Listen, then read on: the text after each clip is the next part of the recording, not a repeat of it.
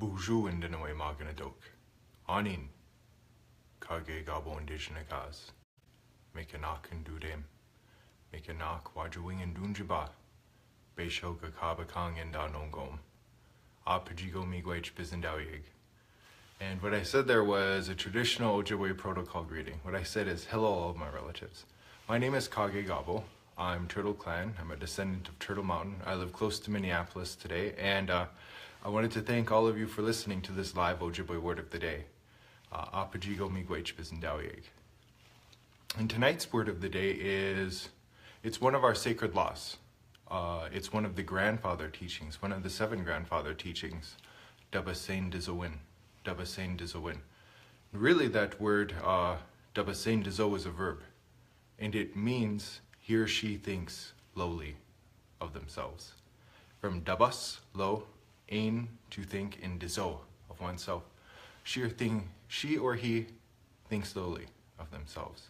And in standard American English, that might sound like low self-esteem, but really in Anishinaabe-Moan, I think it's a brilliant depiction of the spirituality and the culture and the history of our people.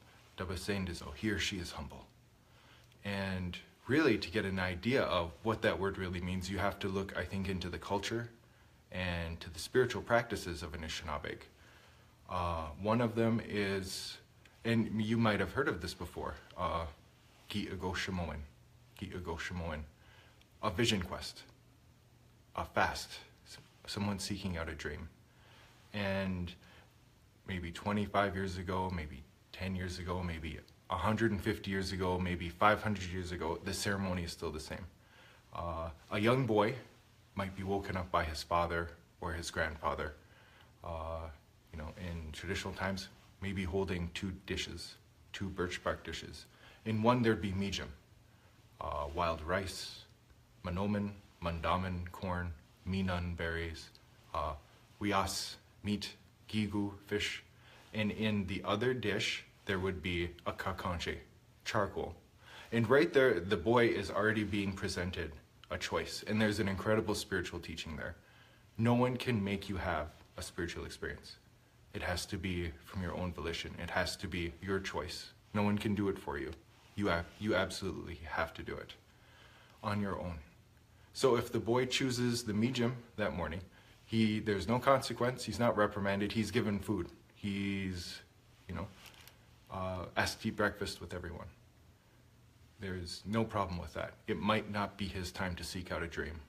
But if he chooses a kakange, the charcoal, the old man will take up the piece of charred wood, will rub his face with it.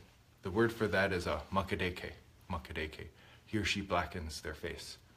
And at that point, no one will offer, whoever sees him will not offer him hospitality. They'll not offer him tea or food. They won't visit with him. They'll know he's begun seeking out a dream.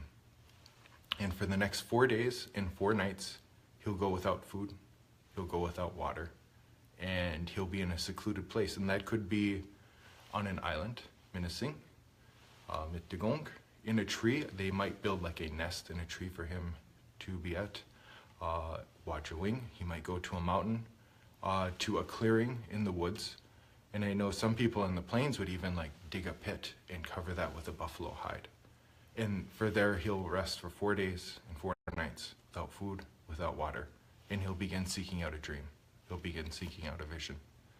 And I don't know if any of you have ever gone through the process of fasting, maybe for a medical or spiritual purpose, but everything past day 1 without water becomes very, very uncomfortable. And at this point, the boy is probably asking himself, if I were to get food, by the end of the first night, as cold is setting in, maybe for the first time in his life, he is totally separated from his relatives. He's alone, he's cold, he's hungry. He's covered with black charcoal, so he looks very pitiful. And he begins asking himself, if I were to get food, where would I get that? If I were to get water, where would I get that? How would I build a fire? Where would I get the leather to make makazanan, to make my shoes? And at this point, he's learning an incredibly important teaching. because he's learning, even as a small child, he's learning that any human being without food, without water, without clothing or shelter will inevitably perish. This person will not be able to live without these core basic human needs. Without food, water, clothing, or shelter, you will die. And he's feeling it right now. For the rest of his life, he's going to carry with him a certain empathy for anyone he meets who finds themselves in those circumstances. And he'll be able to know that I too have felt cold. I too have felt hunger and thirst. I too have been without a place, without a shelter to stay. And that's real empathy, if you can actually feel it. And so, the teaching is that he'll try to help out that person or those people whenever they may be in great need. And as this is developing, as he's seeking out his dream, he's learning then what that really means to be Dabasendizowin, that he thinks lowly of himself. When I greeted you all, I said, Ojibwe Word, hello, all of my relatives.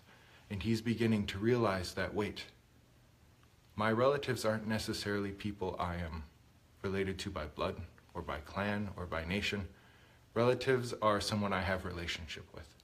And he's beginning to realize that where I get my food from and my clothing, and that those may be the four-legged, the Owasiag, from where my people are from in Turtle Mountain, that was the buffalo.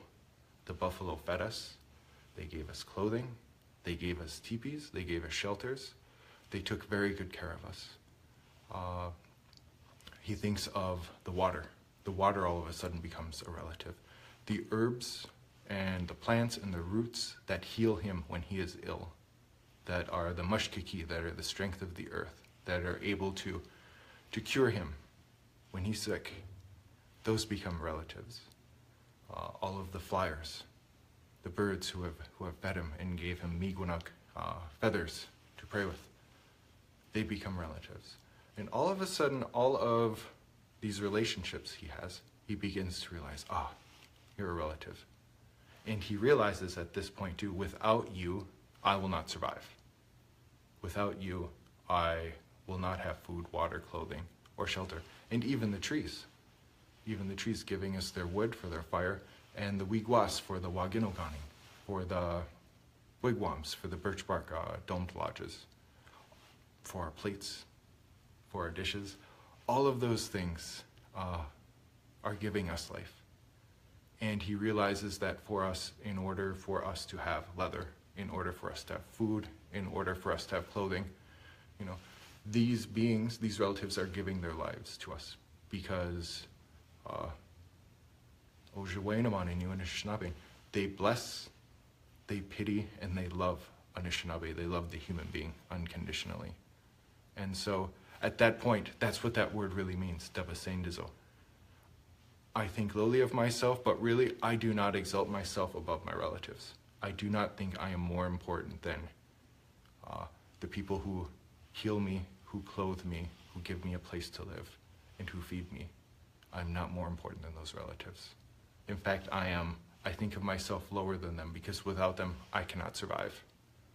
And it reminds me of this old traditional translation. I believe it was from Dabasendizowin, the late Dr. Dabasendizowin, who said one of his descriptions of the word, the etymology of the word Anishinaabe, human being, was one who is humble before the Creator. One who acknowledges their nothingness. And then the other translation, and I think this was from Niggagunsmanakaning, was the one who is nothing without the Creator. And in that moment where they're fasting, in that moment when they're without food, when they're without shelter, when they're without water, they really feel that humility. And at that point they are able to say, without the Creator, I am nothing. But with their love, with the Spirit's love, that unconditional compassion, that benevolence towards Anishinaabe, then I am, that's how I become Anishinaabe, that's how I become a human being. And it's, for me, that was one of the more profound ones, because so many elders I've spoken to, one of their first suggestions is always be humble, stay humble. And that's what they're really talking about. to not try to be more important than your relatives, but to live as a good relative, and in that, being humble before the Creator, being humble before all of your relatives. So, mi uminek wa kidoyan nongo. That's all I'm going to say tonight. I've spoken. Pichigo migo Ojibwe Word. Thank you all so much for listening. And if you know anyone who is interested in Anishinaabe culture, Anishinaabe spirituality, our history, our language, our way of being, please feel free to like and share this video with them. Aho. Migo Ojibwe Word. Thank you again so much for listening. Dagasana and Guamazik. Please, all of you do take care. Minawarash. And Banama Minawa Odasa Bandamang Gigua Bandaman. And the spirits will decide when we see each other again. Good night.